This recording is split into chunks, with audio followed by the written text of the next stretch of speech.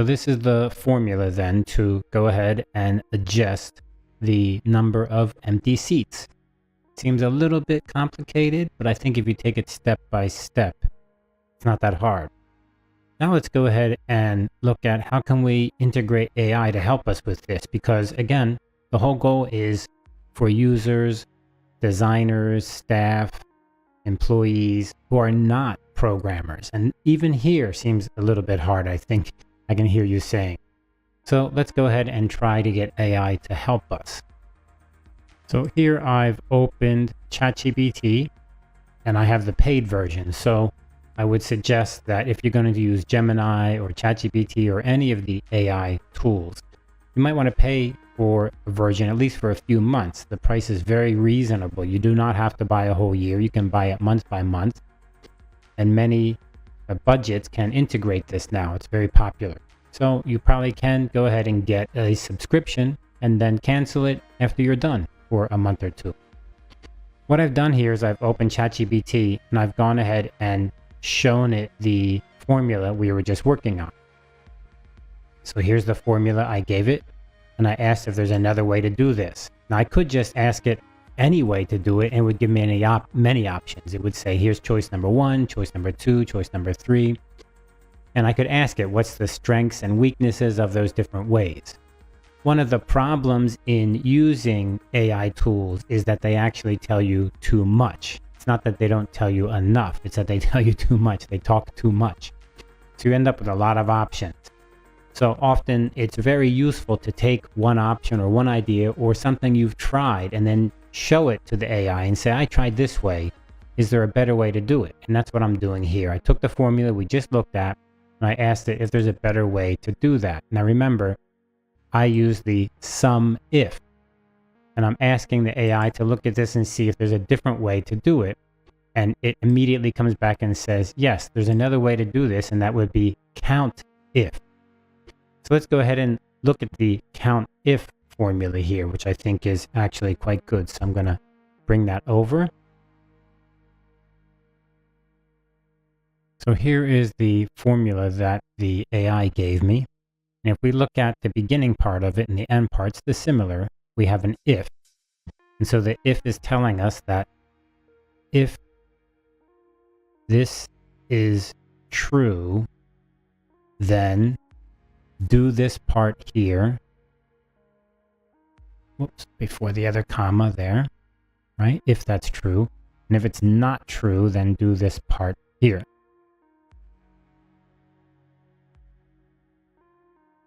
So that's the same as before, so we're going to probably ignore these front and end and just focus on the middle here, which is where the change is. And what we have here is, I think, a very straightforward kind of change. It's actually going to make our coding much easier.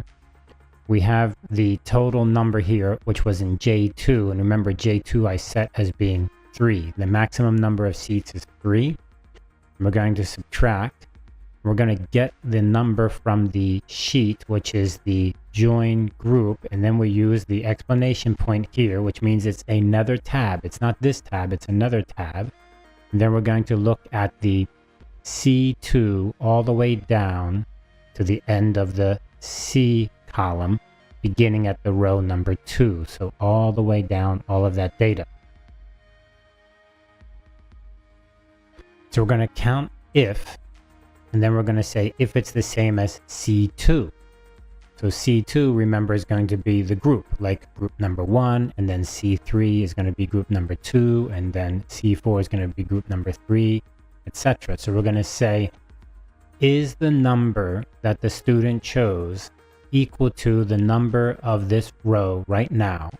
And then if it is, we're going to just go ahead and count it. So before, what we did is we did a sum, we added them together. A little bit tricky, but it works. But there's another way to do it, which would just be count if there's a match. So if we just count if there's a match, then we're just going to look back at the sheet where the students actually sent in their data, which would be the join group. And every time there's a 1, we go ahead and said, yes, that's a match. So we would say, here's a 1. And if another student joined group 1, then it would be a 1. And then we would just say, here's a 1, that's 1. Here's a 1, that's 2. Here's a 1, that's 3 times. And that's going to count it that way. Let's go ahead and make that change in our tab here, which is the group links. So I'm going to go ahead to the empty seats. And this is the way we previously had it. This is my previous code. I use the sum if. But now I want to go ahead and I want to change this. So I'm going to select it and put in the new formula. And the new formula is a little bit shorter, a little bit more simple. And we're going to go ahead and press enter. And if I look at it again, I can use my mouse inside the Google Sheet and I can click on any part of it. So I can click on the if and it's going to tell me, how do you write the if? Remember the if, it has a logical expression and then the value if it's true and the value if it's false, right? So remember we have these 3 parts. I can also look at the count if and it shows me exactly how to do a count if.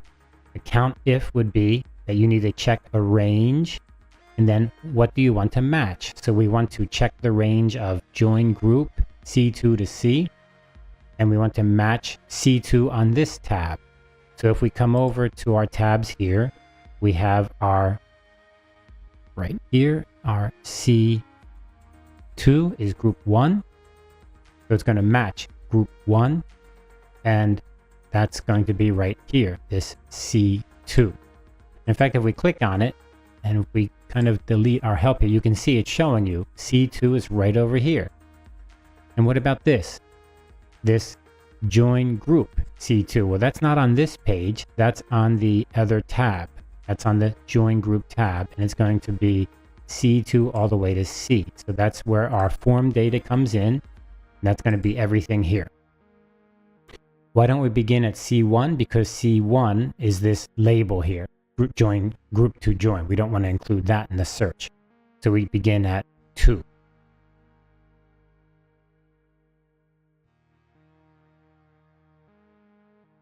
Okay, here we go.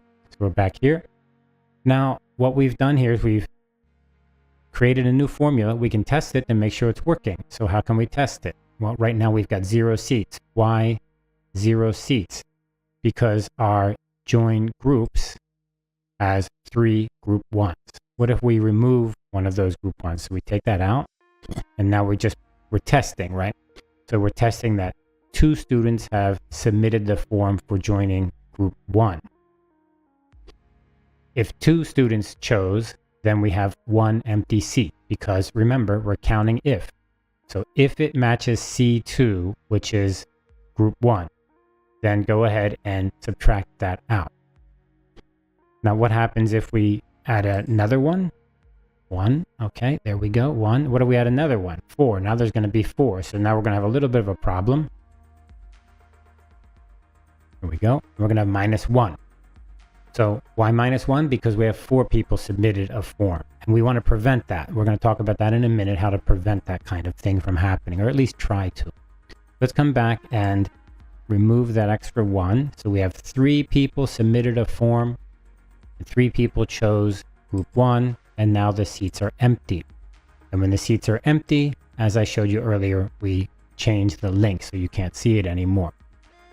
Okay, so that is the way to integrate the AI. You kind of need to know what you want to do.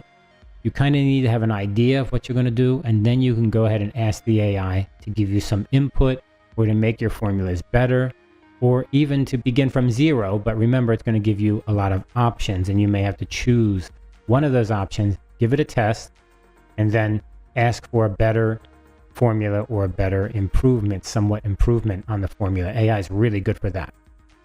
Okay, so now what do? We've got this new formula here, but this is different than the formula below. So we can go ahead and pull this down. So let's see what happens. I'm going to go ahead and delete these first. So we have no formula there. Nothing's working now. Okay. So I'm going to come down and grab the edge and pull it down. I'll skip that last one there. I'll just do these few. And now what do we see?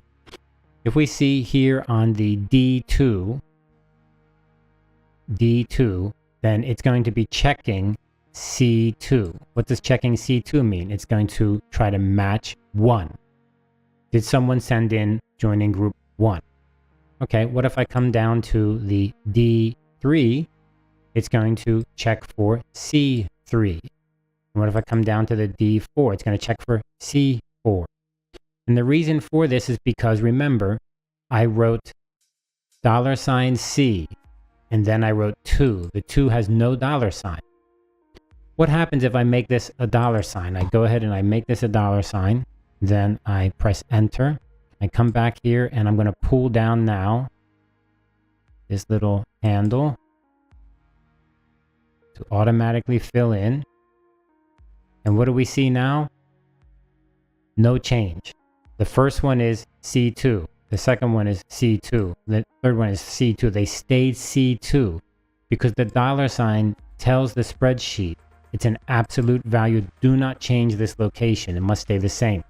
But if I remove the $sign, what does that tell it? It says you can go ahead and change it to match the location. So now I pull down all the way here. And what do we get? C3. And then C4, C2, C3, C4, C5, up, all the way down, right? So this number here for this row is going to be 1. In other words, group 1. This number here is going to be C3, which is going to be 2, group 2. And this one is going to be group 3. So in this way, we can dynamically figure out how many seats are left. Now I'm going to go ahead. I like this new formula better than the old formula. It's more simple. I'm going to go ahead and pull it all the way down. There we go, all the way down. And we have NAs here because in the formula, remember, we said if there's something over on the left side that's NA, that means there's no group number. So go ahead and say NA, not applicable, does not apply. Because in my class, I don't want to have infinite number of groups. My class has 300, maybe 350 students, so I want to have 75 groups maximum. Of course, you can make this smaller or bigger, but if you keep making it bigger, what's going to happen is some students are going to choose groups like up in the 100 or 120, so you're going to have a lot of group numbers that are not used, which is okay. It's just, kind of wasting a lot of space.